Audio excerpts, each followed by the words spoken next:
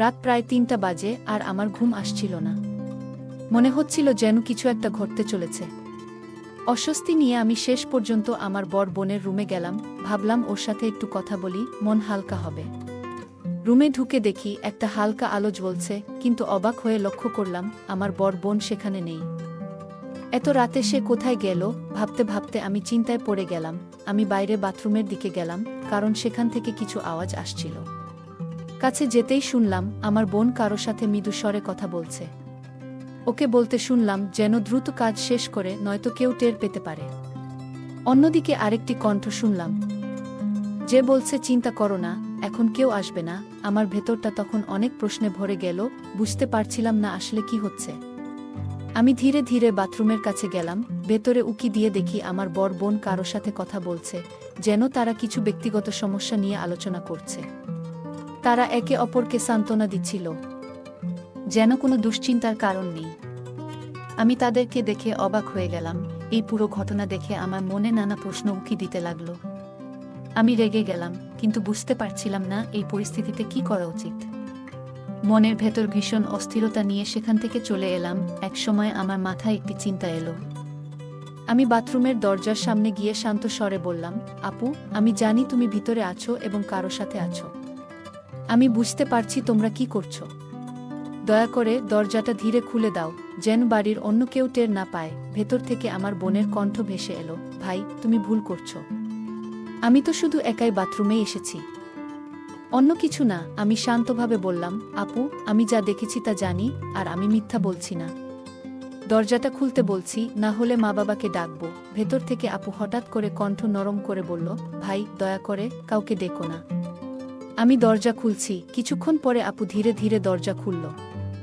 সেই মুহূর্তে আমি বুঝতে পারলাম ওখানে আরও কেউ ছিল।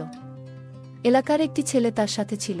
আমি কড়া স্বরে বললাম, তুমি চলে যাও আর ফিরে এসো না। ওই ছেলেটি তখন চলে গেল, কিন্তু আমার বোন সেখানে থেকে গেল। রাগে আমার মনে অস্থিরতা কাজ করছিল, যেন এই ঘটনা বহুদিন ধরে ঘটছে। আমি বোনকে জিজ্ঞেস করলাম, এমনটা কতদিন ধরে চলছে?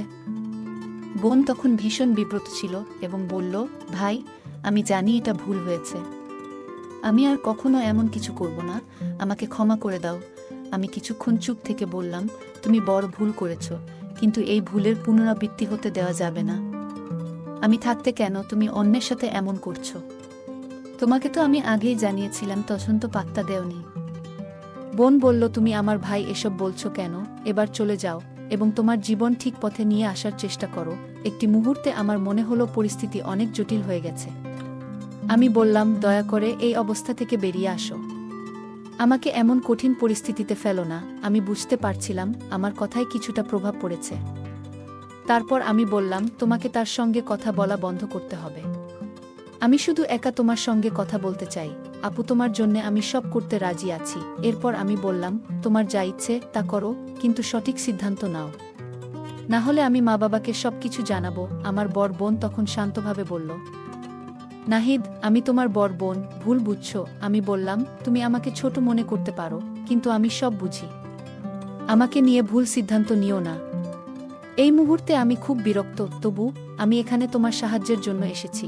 আমি ওর হাত ধরে বললাম, তোমার পরিস্থিতি খুবই কঠিন, কিন্তু আমি তোমার পাশে আছি। তুমি শুধু আমাকে সময় দেও। আমার কথায় রাজি থাকলে আমাকে এখনই জানাও। আমার বড় বোন কিছুক্ষণ চুপ থাকল, তারপর বলল, এখন বলবো না, কাল বলবো। আমি জোর দিলাম, না, এখনই আমাকে বলো। কাল হতে অনেক দেরি হয়ে যাবে। সে বলল, দয়া করে আমাকে একটু সময় দাও, আমি সবকিছু ঠিকঠাক করব। এই কথাগুলো শুনে আমি চিন্তিত হয়ে বিছানায় ফিরে গেলাম। সারা রাত ঘুমাতে পারলাম না। আমার বোনের কথাগুলো বারবার মনে হচ্ছিল। সে কিভাবে এমন কাজ করতে পারে? এতদিন আমি শুধু সন্দেহ করছিলাম, আজ তা সত্য হলো। সকালে যখন ঘুম ভাঙল, দেখি আম্মা নাস্তা তৈরি করে রেখেছেন। আমার কাছে নাস্তা করতে বসে ভাবতে লাগলাম কিভাবে এই পরিস্থিতির সমাধান করা যায়। নাস্তার পর বড় বোনের রুমে গিয়ে দেখি ও তার ছোট ছেলেকে নাস্তা দিচ্ছে। আমাকে দেখে আপু একটি হাসি দিল। মনে হলো সে আমার কথায় রাজি ছিল। এটা দেখে মনে হলো জীবনের কিছু ব্যাপার সবসময় জটিল থাকে, কিন্তু আমরা একে অপরকে সাহায্য করে তা কাটিয়ে উঠতে পারি। একদিন দোকানে বসে কাজ করছিলাম। আমার ছোট ভাই দোকান খুলে বসেছিল। হঠাৎ তাকে বললাম, তুমি জানো আমাদের গ্রামে একটা মেয়ে আছে, তার নাম প্রিয়া। সে খুব সুন্দর, মাঝে মাঝে আমার দোকানে আসে কিছু জিনিস কেনার অজুহাতে। আমার কথা শুনে ছোট ভাই হেসে বলল, তোমার প্রিয়ার সাথে একটু কথা বলার প্রয়োজন আছে নাকি? আমি হেসে বললাম, আজ বাসায় ফিরে একটু ভাবতে হবে। বাড়িতে পৌঁছে দেখি ফোনে মেসেজ এসেছে প্রিয়ার থেকে। সে বলল, নাহিদ, তোমাকে অনেক মিস করছি, আমার সাথে দেখা করার চেষ্টা করো। সারাদিন তোমার কথা ভেবেছি। আমি উত্তর দিলাম, আমিও তোমাকে মিস করছি, কিন্তু এখানে গ্রামের পরিবেশ, সহজে দেখা করা যায় না। প্রিয়া তখন বলল, আমার কাছে একটা ভালো আইডিয়া আছে। আমি আগ্রহ নিয়ে জিজ্ঞেস করলাম, কি ধরনের আইডিয়া? সে বলল, তোমার বাড়ির পেছনের আখের জমি রয়েছে, সেখানে দেখা করতে পারো। আমরা সেখানে শান্তিতে কথা বলতে পারবো। সেখানে শুধু তুমি আর আমি থাকব, কেউ আমাদের বিরক্ত করবে না। এই প্রস্তাবে আমি একটু বিব্রত ছিলাম, কারণ গ্রাম ছোট, সবাই সবকিছু দেখে ফেলে। কিন্তু প্রিয়ার সাথে দেখা করার সুযোগটা মিস করতে চাইনি। প্রিয়া খুব সুন্দরী ছিল, এতটাই যে গ্রামের অন্য ছেলেরা সবসময় ওর আশেপাশে ঘুরঘুর করত। আমি ভেবেছিলাম, যদি কিছু বুঝতে পারে তবে লোকেরা অনেক কথা বলবে। তবে আমি প্রিয়াকে বললাম, আমাদের খুব সাবধানে চলতে হবে। আমি চাই না আমাদের সম্পর্ক নিয়ে এখনই কেউ সন্দেহ করুক। প্রিয়া বলল, নাহিদ, আমরা কি অন্য কোনো নিরাপদ জায়গায় দেখা করতে পারি? তোমাকে আমি খুব মিস করছি, তোমার কাছে যেতে চাই। আমার তোমার সাথে কিছু গুরুত্বপূর্ণ কথা আছে।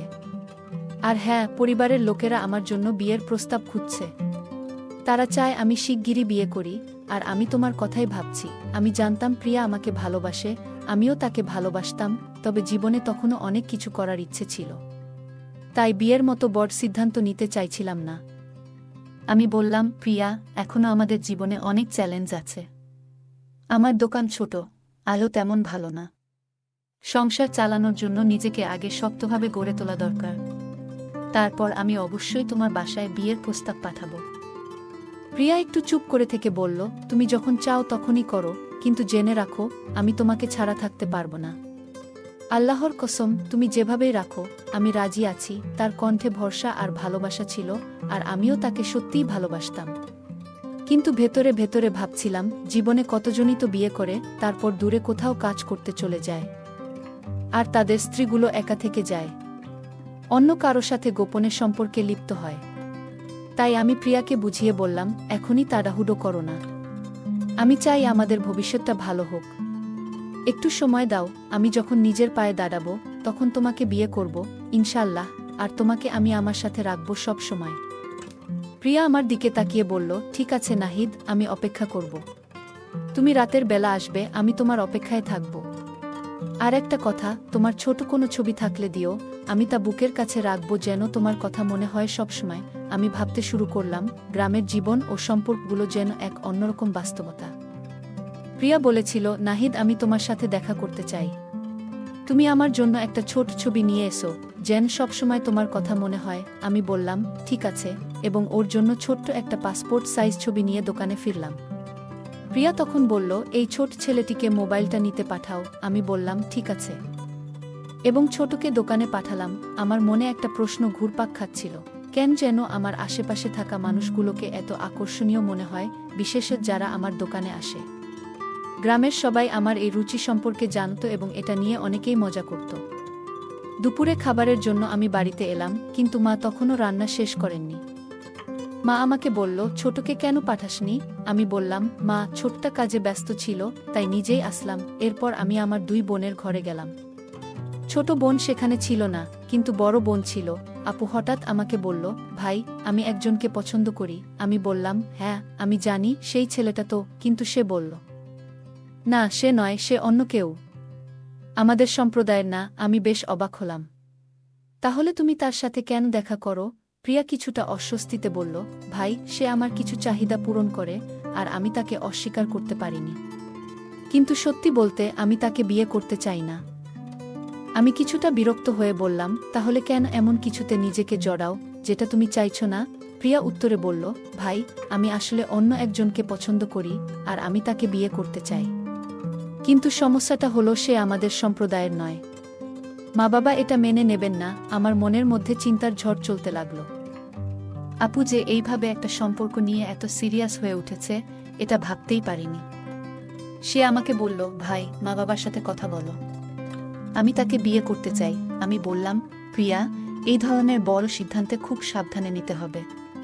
তুমি ভেবে দেখেছ তো ভবিষ্যতে এটা কি রকম প্রভাব ফেলতে পারে? আমার মনে প্রশ্ন উঠল, এখন আমরা কিভাবে ভাবছি যে আমাদের পরিবার থেকে কাউকে অন্য কারো হাতে তুলে দেব? এটা কখনোই সহজ সিদ্ধান্ত না। আমি বললাম, ঠিক আছে, আমি মা বাবার সাথে কথা বলবো, কিন্তু আমার কথাটা শুনতে হবে।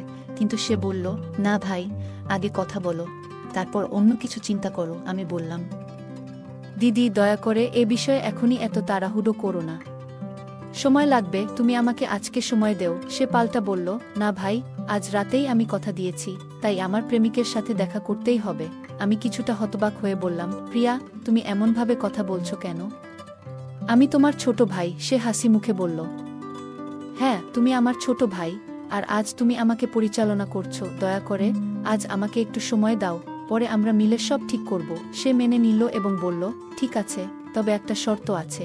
আমি তাকে প্রতিশ্রুতি দিলাম যে আমরা মা বাবার সাথে কথা বলবো, তবে যাতে সবাই মেনে নিতে পারে। সে আশ্বস্ত হয়ে বলল, ঠিক আছে ভাই, আশা করি সবকিছু ঠিকঠাক হবে।